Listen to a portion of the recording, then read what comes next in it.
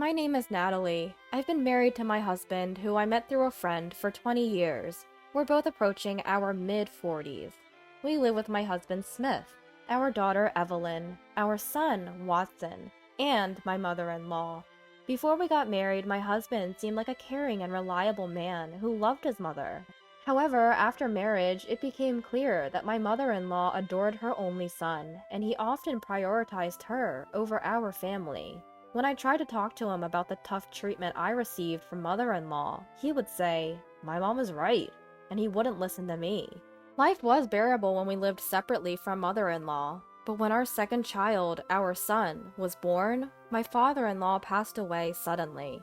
Concerned for mother-in-law, my husband suggested we move in with her. Once we started living together, mother-in-law's attitude toward me worsened. We had 2 kids to look after, and now mother-in-law's living expenses were added to our budget. My husband's income wasn't enough to cover our living expenses, let alone pay off loans, so I had to work as well. Mother-in-law didn't like this and said, "A wife should stay home and take care of the house," and "don't neglect household duties just because you work." But I had no choice but to work. Ignoring mother-in-law's objections, I started working full-time. Naturally, I couldn't devote all my time to housework. Things got tough, and I asked my husband for help, but he would just lounge on the sofa, playing games on his smartphone even when he was home. Mother-in-law, instead of correcting him, would say, "Smith is tired from work. Natalie should handle everything at home." Moreover, mother-in-law wouldn't lift a finger, even for her own needs, and threw everything onto me. My husband seemed to like this, and stopped doing anything around the house. In the end, while working full-time, I had to handle all the housework and childcare for our family of 4, including mother-in-law. To make matters worse, mother-in-law demanded an allowance of $500 a month from our household budget, even though she contributed nothing. Mother-in-law doesn't contribute a single dollar to our household expenses. Of course, all of her food and utility bills come out of our budget. On top of that, she even demanded an allowance from our household income. Naturally, I refused, but mother-in-law argued, "The household income is Smith's earnings. You, as his wife, have no say in how it's spent."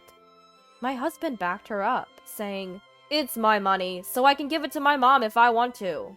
Neither of them understood why I needed to work full-time. Yet, if I ever cut corners on housework due to my busy schedule, mother-in-law would criticize everything from the meals I prepared to how I cleaned. "Oh, take out again tonight? Poor kids," she'd say. Or, "Natalie, your cleaning is really sloppy," criticizing me at every turn. Even when I asked for help with the kids, neither my husband nor mother-in-law would lift a finger. Mother-in-law's favorite line was, "When I was young, I did all the housework and childcare myself." She'd go on and on about how great she was as a wife and mother, and how I fell short in both roles. Adding insult to injury, my husband would just listen and say nothing, making me feel even worse. But I could have tolerated all that. What hurt the most was mother-in-law telling my kids, "You two are really unfortunate," and "such a careless person doesn't deserve to be a mother." I've never neglected my daughter or son, yet she had the audacity to say this. Thinking about how my kids must feel hearing that made me incredibly frustrated. Then one day it came to light that my husband was having an affair. My husband, who neglected household duties because he was busy with work and just lounged around on his days off, had betrayed me. Even after this revelation, he blamed me, saying, "You're always nagging to help around the house, so I never get a break." Mother-in-law chimed in, "This happened because you're not a good enough wife." They even said, "If you have complaints, then leave." All my efforts to keep our home together felt like they had been for nothing. I felt something inside me break. As our marital discussions continued, I grew increasingly exhausted. Finally, during one of our talks, I said, "Fine, I'll leave this house." Upon hearing this, mother-in-law neither got angry nor surprised. She just laughed and said, "Oh, you're finally leaving. Well, it won't make much difference whether you're here or not." Even my husband was indifferent, saying, "With mom around, it's the same as if you were here. Do whatever you want." He probably planned to invite his affair partner home right away. They both seemed to think their lives wouldn't change a bit if I left. What had all my efforts for the family been for? I felt more empty than sad. It was probably all in vain. When the divorce was settled, I asked my kids, "What will you do?" My teenage daughter and son said, "We'll stay here. Grandma can handle things." "Don't you answer. I'll stay too." Hearing their answers, mother-in-law smiled smugly. "Well, of course. Who'd want to go with a mother who can't even manage housework or childcare? Don't worry, I'll take care of everything perfectly from now on. Unlike you." She sneered. My husband just said, "I feel better leaving it to mom." In the end, I left the house without my kids. A few days later, as I was leaving, mother-in-law taunted, "Leaving your kids behind? You're the worst kind of wife." I left home while being ridiculed by mother-in-law. Months after leaving, I'd finally stabilized my life. Then, out of the blue, I got a call. "Natalie? Where are you?" It was mother-in-law. I left my contact info for the sake of my kids, but mother-in-law sounded frantic. "Why do you need to know? I have no relation to that house anymore." "What are you talking about? Our home is a mess because you left!" According to mother-in-law, everything had gone downhill since I left. I was inwardly stunned. Unaware of my reaction, mother-in-law continued.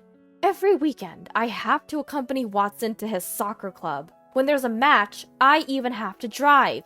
And I have to buy drinks for everyone when it's our turn.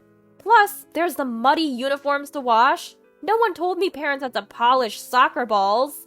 Then there's driving Natalie to and from cram school, and it's costing extra for remedial classes. On top of that, Smith's income isn't enough to cover the mortgage, so now he's telling me to work. I had to get a part-time job. And Smith, when he gets home, he just lies on the sofa. He can't even put his dirty clothes in the laundry basket. I'm tired from working part-time, but he does nothing, saying he's tired. I have to do all the housework and laundry for the entire family by myself. And yet, all she does is complain about the food I make. Natalie, please come back." Clearly worn out, mother-in-law's voice was almost a scream, but I calmly responded.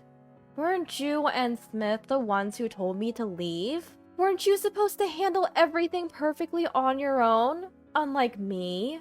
I could tell mother-in-law was shocked on the other end of the phone. Her current situation was exactly where I had been just a few months ago, working to support the family, handling all the housework and childcare alone, and a husband who wouldn't help. Except she didn't have me to complain about, so she was better off. Probably the woman who was the husband's cheating partner, whom mother-in-law expected as a labor force. The woman my husband had an affair with left him right after I moved out. It would be so. Who would want to join a household with mother-in-law and 2 kids from a previous marriage? They probably thought she would fill the gap I left. But their plan failed, and now mother-in-law finally realized the gravity of the situation. Too late, and this was exactly the outcome my kids and I had anticipated. Of course, I will say this so that there is no misunderstanding. Let me clarify. Evelyn and Watson are very kind kids. They always offered to help, saying, "Mom, let me assist you," or "I can do this myself." They had seen how their father and grandmother treated me and were well aware of it. When I was finally pushed to the point of leaving, I first talked to my daughter and son. They immediately took my side. "You've done enough, Mom. You should leave this house." "I agree. Dad and Grandma are the ones at fault." They even offered to come with me. But then my daughter said, "Even if we leave, Dad and Grandma will never understand the struggles you've been through." "Yeah, they probably feel relieved," my son added. "We can't let that happen. They should realize how hard it's been for you."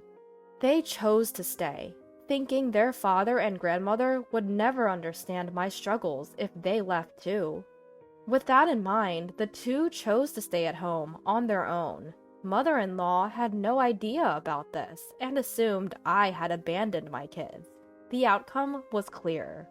I never had high hopes for my husband, but mother-in-law couldn't possibly replace me in supporting the family, doing housework, and raising kids. And with just my husband's income, they couldn't even manage the household finances, let alone the mortgage. Mother-in-law probably finally realized where her allowance had been coming from. I had been the one doing all the housework and taking care of the kids while working. My husband and mother-in-law did nothing but complain, pushing everything onto me. Now, they must have felt firsthand what I had been juggling all along. I regularly received updates from my kids about the situation at home. I even heard from them that my husband's plans to remarry his affair partner had fallen through. Mother-in-law had to get a part-time job because my income was gone. She was struggling with housework and childcare, while my husband remained as unhelpful as ever. The husband still does no housework at home, does nothing about the children, and everything is a burden on mother-in-law. My kids told me all of this. Thanks to them, the house is a mess, and the meals are mostly half-hearted. They must realize now how hard you had it, Mom. They must have understood, more than ever, who had been holding that household together. Please, Natalie, come back. Understood, I replied, and I could hear the relief in mother-in-law's voice. So, you're coming back? But I answered, clearly and loudly, no, I'm not coming back. What I've realized is that I can't trust you or Smith with my children. I'll be taking my daughter and son. They want that too. What? You left them behind, didn't you? Mother-in-law sounded confused, but I continued. My kids have been watching all along. After that, my daughter, son, and I started a new life together. Of course, I made sure to claim compensation and child support through my lawyer during the divorce proceedings. I took a lump sum, thinking of the future. My husband and mother-in-law had to give up their house because they paid the lump sum child support and fell behind on their mortgage. To add insult to injury, I later found out that the reason my husband didn't remarry his affair partner was that she already had a family. He ended up being sued for compensation in another divorce case, leading him into debt. Now they're living in a cramped apartment, blaming each other for their woes. It's sad for a family to end up like this. As for us, the three of us are living happily, supporting each other every step of the way.